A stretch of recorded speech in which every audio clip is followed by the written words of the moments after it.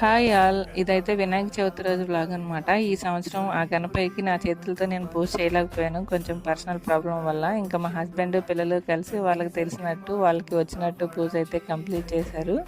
First అయితే ఇలా బుజ్జి గణపతిని తీసుకొని వచ్చారు. ఎంత బాగున్నారో కదా చూడటానికి, నాకు భలే నచ్చారు. ఇంకా వాళ్ళే వీడియో కూడా తీశారనమాట. మా పాప తీసిందే, అందుకే దగ్గర నుంచి సరిగా క్లారిటీ రాలేదు. ఇంకా మా హస్బెండ్ అయితే పూజకి అన్నీ ఇలా ఏర్పాటు చేసుకొని ఆయనకు తెలిసినట్లు పూజ అయితే కంప్లీట్ చేసేసారు. 5 రకాల ఫ్రూట్స్ పెట్టారనమాట. ప్రసాదాలు అయితే ఇంకేం చేయలేదు, ఆయనకు రాదు కాబట్టి. కుడుములు ఒక్కటి చేశారు, అవి అక్కడ పెట్టారు కనిపించట్లేదు. ఇంకా లడ్డు, బెల్లం కూడా నైవేద్యంగా పెట్టారనమాట.